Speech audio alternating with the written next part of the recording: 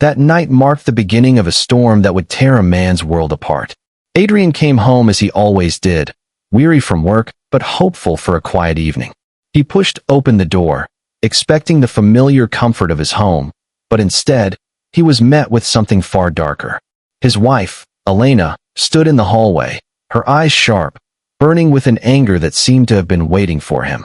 She didn't embrace him, didn't even greet him. Her words burst out like thunder. "It's true." Adrian froze in confusion. He tilted his head slightly, struggling to grasp her meaning. "What is true?" he asked, his voice calm, but already trembling with unease.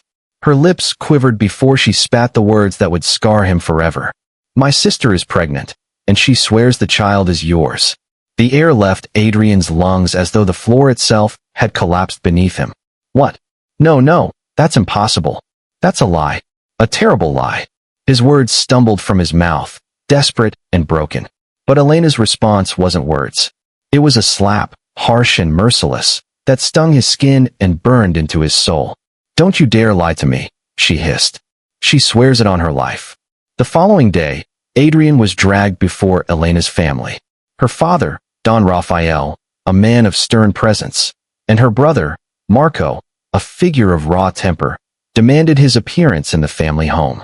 Adrian walked into the room carrying the weight of betrayal, yet still clinging to hope that someone would believe him. But that hope shattered the instant Marco lunged at him, fists flying. "You disgrace. Marco Ward. You defiled my sister, and now you deny it." Adrian staggered under the blows, shouting, pleading, his voice cracking between sobs. "I'm innocent. I didn't do this. I swear to you all, I did nothing wrong." But his cries met deaf ears. Elena's mother wept uncontrollably, her words piercing deeper than the fists. "We gave you the life of our daughter, and this is the betrayal you return to us." It was no trial, no justice. The judgment was already carved in stone before he had walked through that door. Guilty, branded with a sin he had never committed. That night, Elena cast him out of the home they had built together. Rain fell heavy, soaking his clothes, but he didn't move from the door. He beat upon it, begged her, screamed into the storm with the last fragments of hope left in him. "Elena, for God's sake, believe me. That child is not mine." But the door slammed shut, and with it, so too did his life as he knew it. By morning, the rumor had spread like wildfire. Adrian's name was dragged through mud and shame. In every corner of the town, whispers slithered. The man who lay with his wife's sister. His honor, his identity, his place in the community, all reduced to ashes. With nowhere left to turn, Adrian did the only thing he could. He fled. He bought a one-way ticket and abandoned the country, leaving behind not just his home, but the very essence of who he had been. In exile, he drowned himself in work. The fatigue of endless labor became his only refuge, the only way to silence the fire that raged inside his chest. But no matter how many hours he bent under sweat and strain, the fire never went out. Years rolled by. Loneliness became his only companion, his only confidant. Meanwhile, back in Elena's home, life moved forward without him. She raised 2 children in his absence, her sister raising one of her own.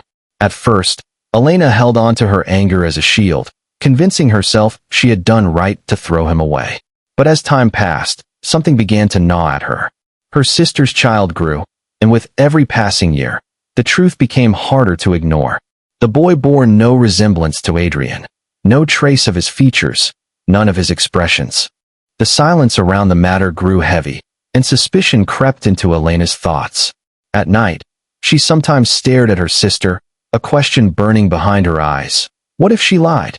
But her pride, her bitterness, her refusal to admit she had cast away the wrong man, chained her to silence.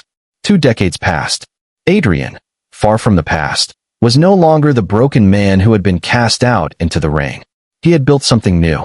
From the ruins of betrayal, he had forged a life of respect, dignity, and quiet wealth. He was no longer the boy who had begged to be heard. He was a man who needed no one's validation. Back at Elena's house, her eldest son, now grown into a man himself, was digging through old documents. In the quiet of a forgotten drawer, he stumbled upon records that unsettled him.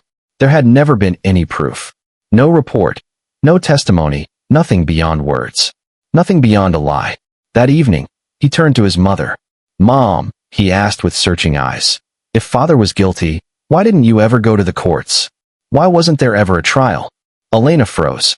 The question struck deeper than any accusation ever could. Her lips parted, but no words came. The weight of her silence filled the room, suffocating. For years, she had buried her doubt. But now, confronted by her son, she could no longer hide behind her pride. The truth was about to erupt. That same day, Elena's sister lay dying, her body frail, her breath shallow. Surrounded by family, she broke the silence that had shackled them for 20 years.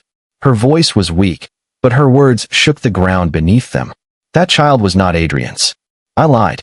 I lied because I wanted to separate my sister from her husband." The room froze. The air turned to ice. Elena's legs nearly gave out beneath her.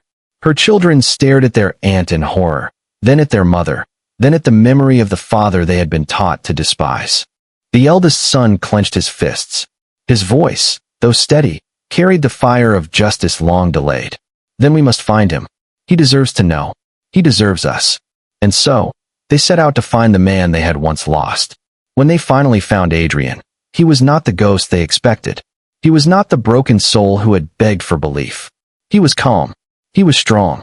He had built a life with his own hands, unshaken by the venom of lies. The door opened, and there stood Elena, tears streaming down her face. She looked older, smaller, fragile beneath the weight of her choices. "I didn't trust you," she whispered, voice trembling. "And because of that, I lost you." Adrian stood in silence, his gaze unreadable. Then, as if fate itself had planned it, his son stepped forward. He reached out and took Adrian's hand firmly. "Father," he said with conviction, "we know you were innocent. We know now, and we are with you." For the first time in years, Adrian's eyes softened. He turned to Elena, his voice quiet but steady. "You didn't believe in me. But these children, they are my pride. I have forgiven you, Elena. But understand this, scars never fade." Elena collapsed into tears, her sobs echoing the years of regret she could never erase. Her daughter, who had grown up longing to call him father, ran into his arms, clutching him as though afraid he might vanish again. Adrian embraced her, his heart heavy yet lighter than it had been in decades. This was no longer just the story of one man's betrayal. It was the story of countless men and women destroyed by the fire of lies and defamation. Adrian had lost 20 years of his life, years he would never reclaim. But in the end, truth had risen. Truth, slow though it may be, had triumphed.